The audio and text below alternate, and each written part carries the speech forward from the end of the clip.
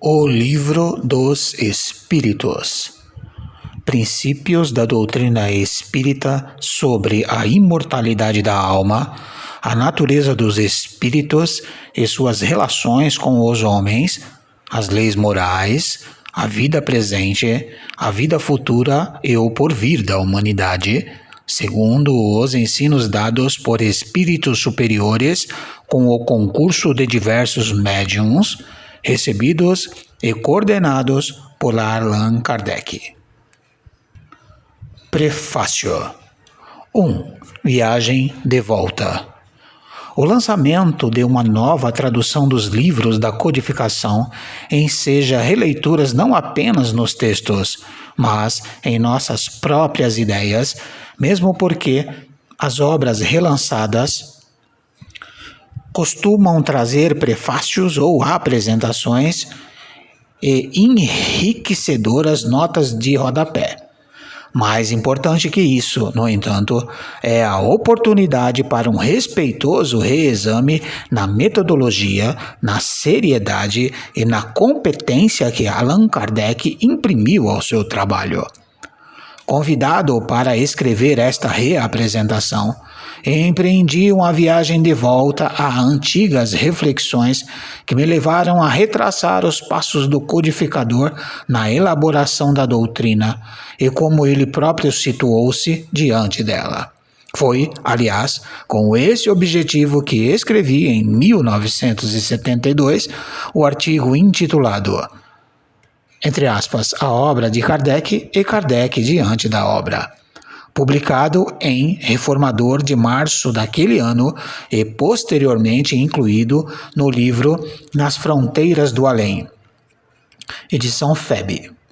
Entendia eu, e ainda assim penso, que não apenas a obra do codificador é importante, mas também as posturas que ele assumiu diante dela.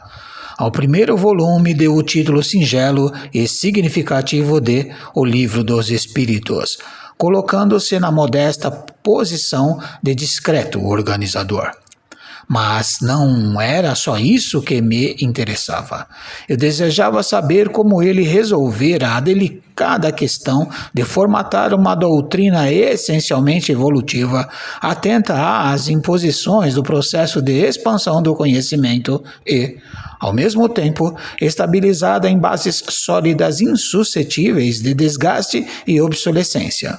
Em outras palavras, o que fez ele para identificar e separar com nitidez o que teria de ser permanente, nuclear, inegociável, em contraste com a transitoriedade característica e necessária à dinâmica da evolução, sem o que não teria reservado espaço suficiente para a acomodação das imprevisíveis e imponderáveis surpresas do futuro. No seu modo de ver, a doutrina teria de estar preparada até mesmo para modificar-se naquilo em que, porventura, viesse a chocar-se com descobertas científicas e com novos aspectos da verdade. Essa corajosa atitude me impressionou fortemente quando de minhas primeiras explorações em O Livro dos Espíritos. O que exatamente significava isso? Me perguntava. Entendia-se minha perplexidade porque, na visão ignara do neófito, a afirmativa me parecia algo temerária.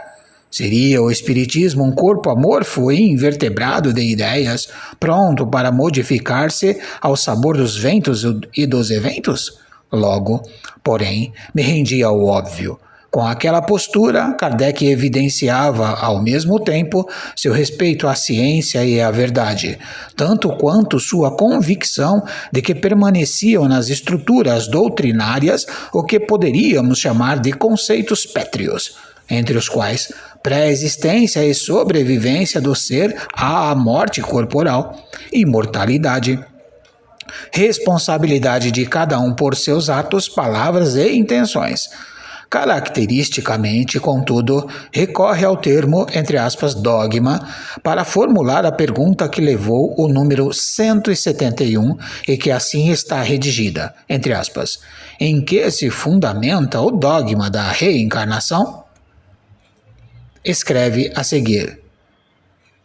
parte 2ª, capítulo 5º, entre aspas, considerações sobre a pluralidade das existências, longa dissertação assinalada com o número 222 e que assim começa, entre aspas, não é novo, dizem alguns, o dogma da reencarnação.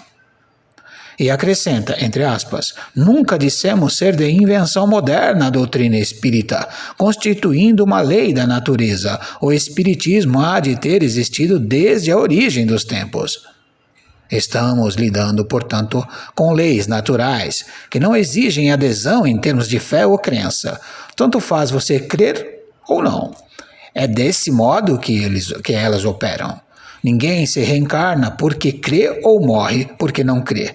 Não há, portanto, o que temer quanto à pureza e à estabilidade das leis. Elas são puras e estáveis. Por outro lado, ao caracterizar a reencarnação como dogma, Kardec a situa no centro mesmo da realidade espiritual, componente aglutinador e ordenador do sistema de ideias elaborado a partir dos ensinamentos dos espíritos. Se reencarnarmos, somos seres pré-existentes e sobreviventes, ficando sem espaço ideológico, fantasias como céu, inferno, purgatório, exclusividade salvacionista, unicidade da vida e ressurreição da carne. Além disso, destaca-se a inutilidade de ritos, sacramentos, celebrações e intermediação sacerdotal entre o ser humano e Deus. Em outras palavras, a chamada, entre aspas, salvação, o Cristo preferiu falar de libertação. Tem de resultar de um bem-sucedido e responsável projeto pessoal de cada um de nós, independente de filiação a esta ou àquela instituição religiosa. É necessário atentar para o fato de que o termo dogma não está sendo empregado nesse contexto no sentido teológico católico. Lê-se em Aurélio que dogma constitui, entre aspas, ponto fundamental e indiscutível de uma doutrina religiosa e, por exemplo, de qualquer doutrina ou sistema.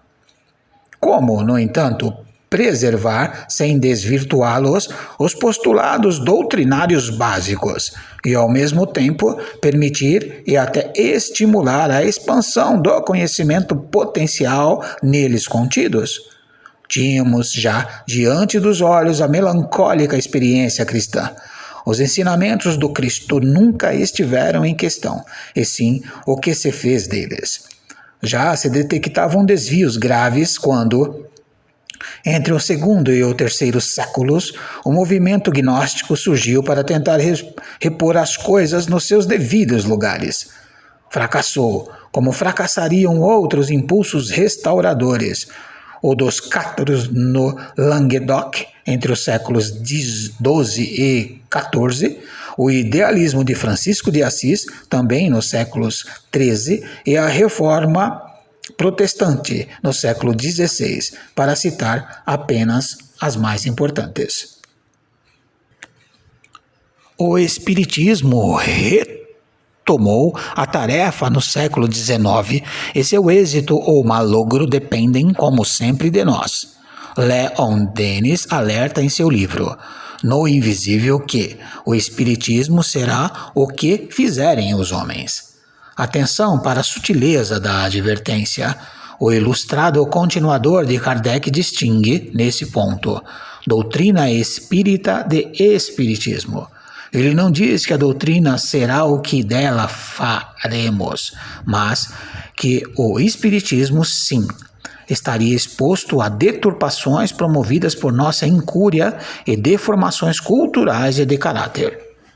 Temos sobre isso o fato de que, a despeito de tudo, preservou-se a doutrina de comportamento pregada e exemplificada pelo Cristo, ao passo que as estruturas teológicas adotadas pelo cristianismo seguiram na contramão do processo evolutivo da humanidade em grande parte, porque o novo modelo tentou isolar-se de tal modo que acabou ele próprio engessado. A decisão foi de uma infelicidade total, porque autodestrutiva. Quando a ciência começou a revelar novos aspectos da verdade, foi um desastre. O primeiro impacto de porte foi causado pelo anúncio de que o Sol é o núcleo de nosso sistema planetário e não a Terra. As implicações dessa descoberta científica foram devastadoras. Pela primeira vez, viu-se dramaticamente exposta a insensatez de ignorar o processo vivo e contínuo por meio do qual o ser humano se empenha na decifração progressiva dos enigmas do universo. Qualquer corpo de ideias que a isto se oponha ou o ignore estará condenado ao malogro.